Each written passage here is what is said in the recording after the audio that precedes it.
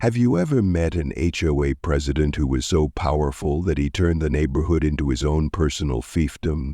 One who was obsessed with control, made unreasonable rules, fined neighbors for having grass that was over 1/4 inch tall, or for having curtains that were not aesthetically pleasing? Now imagine that person not only abusing his power, but also stealing packages, maybe even embezzling HOA funds. This is not a made-up story. This is the true story of how I exposed an abuser, put the HOA back in the hands of the residents, and had her destroy herself spectacularly. And trust me, the ending will be satisfying. Don't forget to like, subscribe, and turn on the notification bell. Now let's explore the story. I never thought I'd be a HOA antagonist, but when you're pushed to your limits by a dysfunctional HOA president, sometimes you have no choice.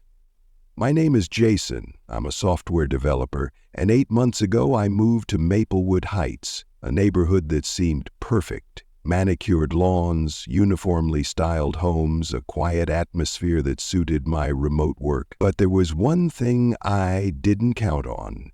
Linda Robertson, the HOA president, with a creepy obsession with controlling every little detail in the neighborhood. Before I could unload the truck, Linda appeared, as if she had a special sense for detecting any disturbances in the neighborhood.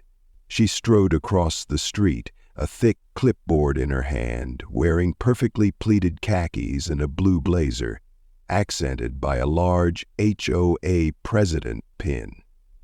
Her expression was not one of friendly smile, but of judgmental assessment. Before I could even open my mouth, Linda began listing the rules. Moving trucks, she said, were only allowed to operate between 9 a.m. and 5 p.m., and mine was parked 7 inches off the sidewalk in violation of Section 12P4 of the zoning ordinance. I politely moved the truck, hoping that would be the only unpleasant interaction Linda and I had. I was wrong. In the weeks that followed, I received a series of violation notices that sounded more like pranks than actual regulations. My lawn was 1/4 inch too high. My sprinkler line was visible from the street past 12 p.m. The wreath on my door was too red, even though it wasn't the holiday season. Each notice came with a stern reminder to comply, a potential fine, and Linda's ornate signature, complete with a smiley face sticker, as if that made it any less ridiculous. I was a homebody who didn't like conflict, so I tried to be patient and accommodate the HOA's demands. I mowed the lawn to the required height, hid the sprinkler line behind bushes, and even removed the wreath from the door, although I didn't see anyone else being hassled. But Linda didn't seem to be satisfied with mere compliance. After a month, Linda began to expand her control from the exterior of my house to the interior. One day, while working in the living room, I happened to look out the window and saw a figure standing against the glass, her hands cupped to block out the light, her eyes searching as if she were examining the interior of a showroom. It was Linda. I thought Linda was just a control freak, someone who was too enthusiastic about her power and nothing more. But then things started to go beyond the ridiculous infringement notices and the side eyes. I noticed that my packages started disappearing not once, not twice, but multiple times in a short period of time. At first I assumed it was the delivery guy's fault or a local shoplifter. I ordered fairly regularly, computer parts, books, some household items, so I wasn't too concerned when a package didn't show up on time. But as the number of delivered missing orders grew, I started to get suspicious. Once might be an oversight, twice might be a coincidence, but by the 5th time I knew something was wrong. I checked my delivery history, cross-checking it with the shipping companies. Each order was reported as delivered right to my front door, but when I went to check, the sidewalk was empty. Strangely enough, the orders always disappeared within minutes of being delivered, as if someone was watching each delivery truck and waiting for the right moment to take them. To make sure I wasn't being paranoid, I installed a security camera on my porch. I didn't tell anyone, didn't change my habits, just waited. And the evidence came faster than I could have imagined. One afternoon, I received a notification from my delivery app that a package had been dropped off at my front door. I waited a few minutes before stepping outside to check, and sure enough, the package was gone. My heart pounded as I opened my phone and replayed the video. What I saw stunned me. Linda Robertson, the HOA president and self-proclaimed guardian of the neighborhood, had casually walked onto my porch, bent down to pick up the package, turned it over to inspect it, and then, without hesitation, carried it away. There was no rush, no stealth. The whole thing happened with an eerie calm, as if she believed it was her legal right. I rewound the video to make sure I wasn't seeing things, but no, there was Linda, with her familiar blazer, her clipboard clutched to her body, and her confident demeanor as if this were nothing more than a routine occurrence. I watched the previous footage again, and there were 3 more times Linda did the same thing. Every time an order was delivered, she would walk up, inspect it, and take it away as if it were her own. I couldn't believe it. This wasn't just abuse of power or nitpicking, it was theft.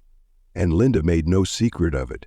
I sat there, staring at my phone screen, trying to come up with a rational explanation, but there was no excuse for an HOA president to blatantly take stuff off someone else's porch. I knew I couldn't let this go on, but I couldn't act rashly. If Linda was brazen enough to do this in broad daylight in a busy neighborhood, then she probably had other tricks up her sleeve.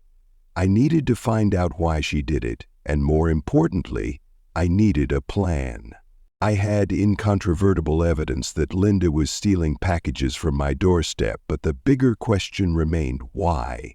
Linda was not broke or destitute enough to resort to petty theft. She lived in a nice house in the heart of Maplewood Heights, drove a new SUV, and always appeared neat and tidy. This was not a spontaneous or random act. She had a system, a method. And I suspected I was not the only victim. I needed to know if Linda was doing this to other people. So I started doing something I never thought I would do in such a desirable neighborhood. I talked to the neighbors. At first they were hesitant, perhaps out of fear of the HOA or because they were unsure whether they were being treated unfairly, but when I tactfully mentioned my lost items and asked if they had experienced similar situations, the stories began to emerge. An elderly woman on the corner said that her prescriptions were frequently lost and she had to contact the pharmacy multiple times to reorder them. A single mother complained that birthday gifts ordered for her daughter had also mysteriously disappeared. A middle-aged man who lived near Linda shared that he had seen her rummaging through a package on someone's porch, but thought she was just helping out. But what convinced me that this was a deliberate system, not just coincidence, was the Millers' story. They had lived in Maplewood Heights for more than a decade and seemed to know Linda's tricks better than anyone. When I asked them about the missing packages, they weren't surprised. "Linda's been doing this for a long time," Mrs. Miller said, while Mr. Miller nodded in agreement. They said she kept a tight schedule, patrolling the neighborhood as soon as her delivery trucks left, and had a strange obsession with boxes from tech companies and bookstores. The Millers also revealed something important. Linda had been amending the HOA bylaws without any formal meetings. They had noticed that new rules were constantly being added, from the color of the curtains to the number of times visitors could visit the house, but no one had ever voted on them. This made me wonder how many of the rules Linda had made up were purely for her own benefit. I dug deeper. I read the HOA bylaws, which I had never thought I would have to study like a law book, and as I suspected, there was no provision for the HOA to control residents' packages, nor was there any rule about the aesthetics of the package, which Linda had cited as an excuse for her behavior. What surprised me most was a rule that most residents probably overlooked. All HOA financial records must be kept and made available to any resident who wishes to inspect them, provided they make a request 48 hours in advance. If Linda is controlling the HOA in such an autocratic way, are the fees residents are actually being used for their intended purposes? I began to see the bigger picture. Linda was not just a control freak, she was a power abuser, creating unreasonable rules to maintain her dominance. She used the HOA as a tool to suppress those who did not get her way. And now I had a strong feeling that the missing packages were just the tip of the iceberg. I had video evidence, I had the neighbors' testimonies, but I knew that to take Linda down I needed to act more cautiously and wisely. This was no longer a personal conflict. This was a fight against a power abuser, and I was ready to go to war. If I was going to do this right, I needed more than videos and neighbors' testimonies. I needed concrete evidence that was irrefutable. The first thing I did was to take a close look at the HOA's bylaws. The document was 127 pages long, mostly standard provisions for yard maintenance, home improvement regulations, and administrative details. But as I read deeper, I began to notice oddities. There were handwritten provisions that were clearly not part of the original document. Some of them were suspiciously favorable to the HOA, such as, "The president shall have the power to promulgate new rules for the common good without a vote," or "Any personal property may be seized to maintain aesthetic standards." But the most notable was a rule that few people noticed. HOAs are required to keep transparent financial records and provide them to any resident who requests them within 48 hours. If I could review the HOA's receipts and expenditures, I would know whether Linda was using residents' money wisely. I drafted a formal request stating that I wanted to see the HOA's financial statements for the past year. I emailed them and personally dropped a hard copy in Linda's mailbox. She technically had 2 days to provide me with the documents. I wasn't surprised when I didn't receive any response within that time. 3 days later, I showed up at Linda's door to remind her. She gave me a strained smile, trying to be polite but not hiding her annoyance. She said the HOA treasurer was on vacation, that the documents were being audited, and that the records were affected by a water leak in the HOA office. All of these excuses sounded like a child's excuse for not doing his homework. I didn't respond right away. I knew that pressing her directly would only make her more defensive. Instead, I sent the request in writing again, this time with a reminder of Rule 31(2) of the HOA bylaws, which required the board to provide records within a specified time frame. If I didn't receive a response within 48 hours, I would have grounds to report it to the county's Neighborhood Watch Committee, but Linda continued to delay. When the deadline passed, I received a brief email from the HOA stating that, due to an accounting system error, the documents are being reorganized and will be available in the near future, with no date, no specific commitment. This was no longer negligence, but deliberate obfuscation. In the meantime, I installed a security camera pointed directly at Linda's house. I wanted to know what was happening to the packages she had taken. When I reviewed the footage a few days later, I saw what I had suspected all along. The missing packages never came back. Some were taken straight to her house, others were delivered to her car and never appeared to return. I contacted my cousin Sarah, who worked at a wildlife rehabilitation center.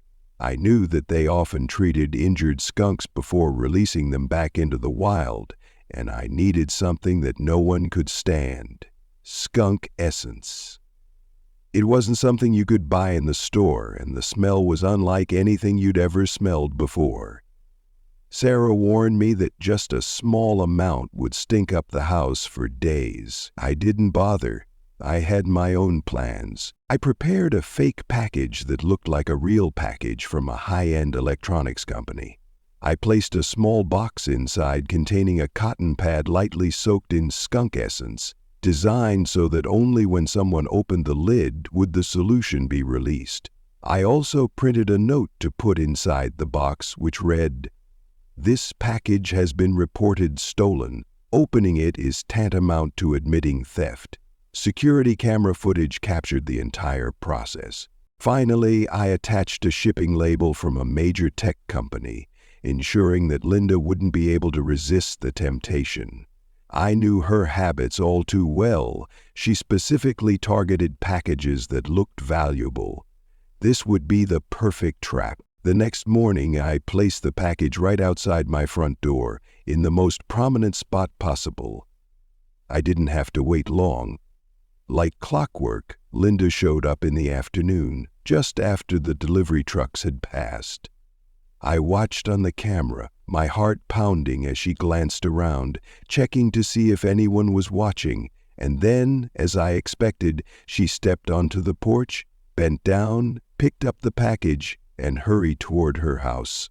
I sat down on the couch staring at my phone, waiting for what was to come. I knew Linda wouldn't be able to resist opening the box as soon as she got home because she always did. And then, just 23 minutes later, I heard a scream echo through the neighborhood.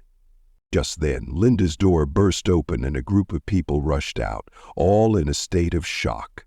I recognized them. They were members of the HOA committee whom Linda had invited to a meeting at her house. None of them knew that they were about to be the victims of a skunk attack. Mrs. Abernathy, an elderly resident who lived nearby, walked over, sniffed, and then shook her head in what would become a neighborhood legend. "This isn't chemicals. This is skunk." I stood on the porch, watching it all, knowing that my fight with Linda had entered a new phase. But I also knew that the trap had been set, and Linda had just walked right into it. Now all I had to do was deliver the finishing blow. I had pictured this moment in my mind, but the reality was better than any scenario I could have imagined. Linda, the tyrannical HOA president who had always appeared proud and powerful, now stood on her front lawn, her hand over her nose, her eyes red and her face contorted with panic and disgust. But she was not the only victim. Seconds after Linda's scream, her front door burst open to a scene of chaos that almost made me laugh out loud. The other HOA members, who had always listened to her, who had sat there nodding along with her every absurd rule, now rushed out of their homes as if they had just escaped a chemical explosion. I noticed Mr. Stewart, the HOA secretary, was rubbing his face with a tissue as if trying to somehow remove the smell. Mrs. Carmichael, the head landscaper who had threatened to fine me for a quarter-inch of grass, now stumbled out into the yard, coughing so hard she nearly collapsed. Several other members frantically reached for their phones to call someone, maybe 911, maybe the janitorial service, maybe a psychic, to exorcise the stench that had just assaulted them. And in the middle of the chaos was Linda Robertson, who no longer looked like the powerful HOA president she once was. She stood there, shaking, her eyes wide, her clothes stained with damp spots from her failed attempts to wash the stench off her body. I could see she had tried hand sanitizer or some other solution, but all that did was mix the skunk smell with the chemicals, creating an unforgettable, horrible aroma. And me? I stood in front of my house, coffee in hand, completely relaxed, watching like a spectator at a perfect performance. Mrs. Abernathy, an elderly neighbor who lived around the corner, approached the scene, frowned, took a deep breath, shook her head, and said knowingly, "That's not chemicals, that's skunk." The words rang out clearly over the crowd, and the effect was immediate. Neighbors began to gather, curious as to what had just happened. Some whispered to each other, some held their noses and backed away. while the victims of the skunk disaster still staggered to find a way to escape the olfactory hell they had just experienced. Then, as I had expected, the residents began to whisper about why Linda had become like this.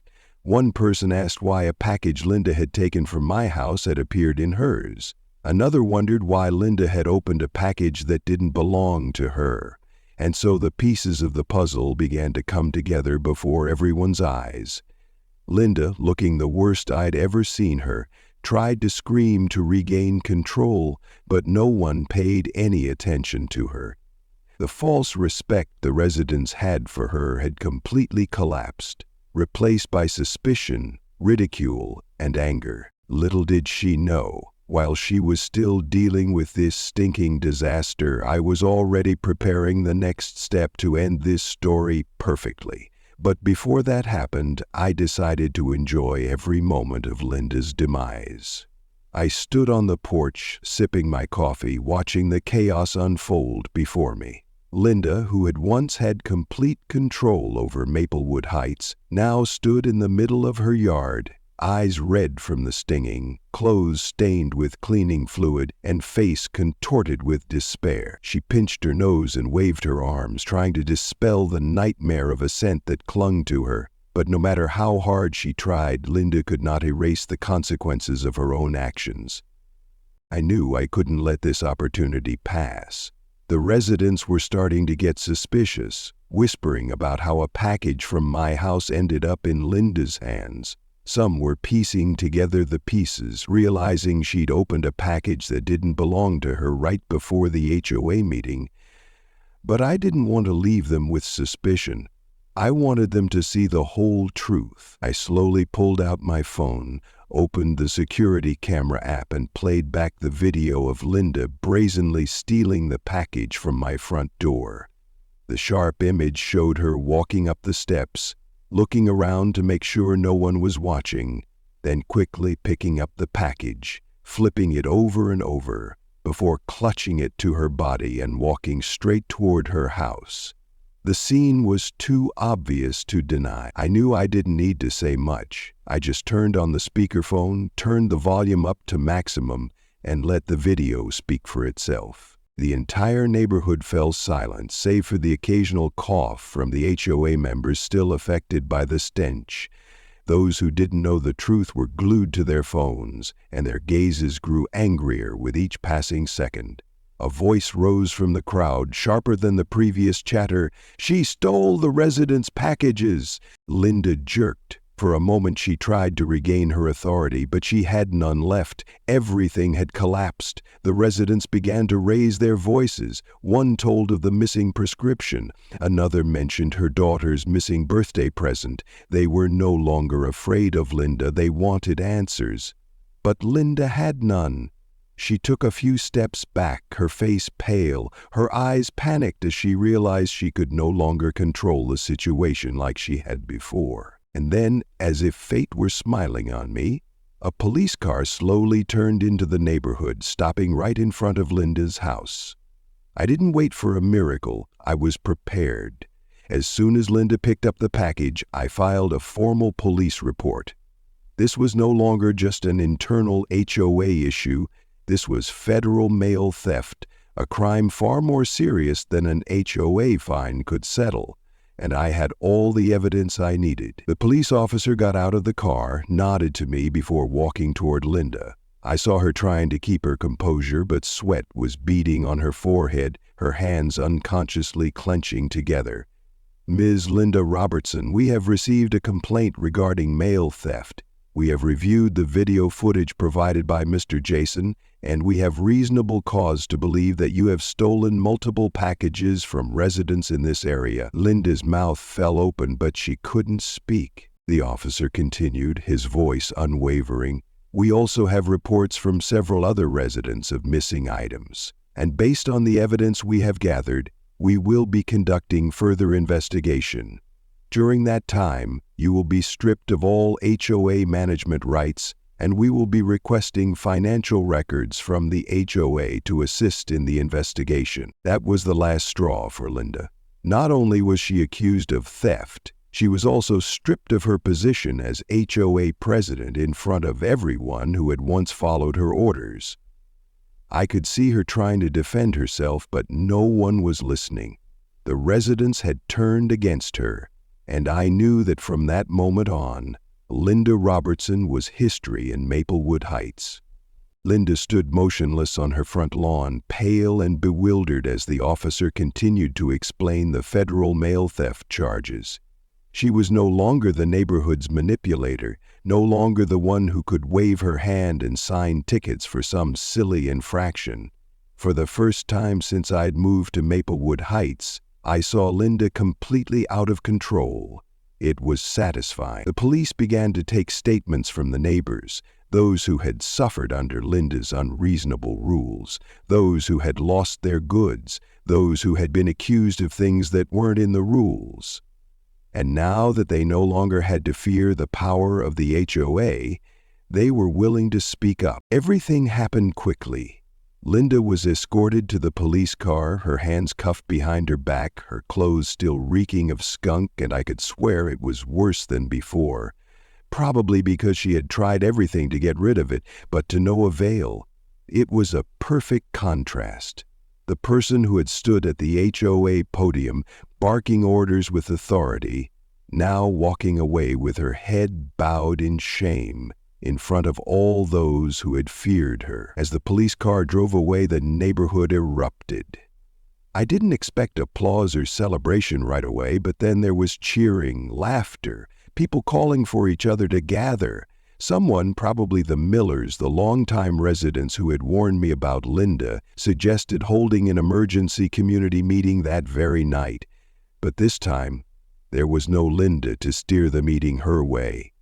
That evening, a truly democratic HOA meeting took place in the neighborhood park, and the first thing they did was vote to completely eliminate the additional provisions that Linda had imposed. Absurd rules, from controlling the color of curtains to limiting the number of visitors to the house, were immediately repealed. Next, they elected an interim committee to review all HOA finances, ensuring that no money had been embezzled or misused. The neighborhood had just been liberated from Linda's dictatorship, and it felt like a breath of fresh air, through every street, every house. And then, in a symbolic gesture, some residents began hauling out the once banned items. The Johnsons finally put up the basketball hoop that Linda had so vehemently opposed. Mrs. Abernathy rehung the fall wreath that the HOA had forced her to take down. Someone played music in the middle of the park, something that had been deemed disturbing the peace of the neighborhood. Me? I decided to enjoy the moment in my own way. The next morning, I sat on my porch, sipping coffee from my favorite mug, a large ceramic mug clearly exceeding the 8 Oz limit Linda had set in her HOA bylaw update. It felt great to know that I could now do this without worrying about a violation notice appearing in my mailbox the next day. As I enjoyed the peaceful morning, I looked across the street. Linda's house was closed and silent. No more surprise HOA inspections, no more cosmetic review, no more clipboard-wielding woman pacing in front of houses like a self-permitted neighborhood cop. I knew Linda wouldn't be back. With the package theft charges the police were investigating and the community turning its back on her, she had no place in Maplewood Heights. As I drained my cup of coffee, a sense of satisfaction washed over me. This wasn't just a personal victory, it was a victory for the community.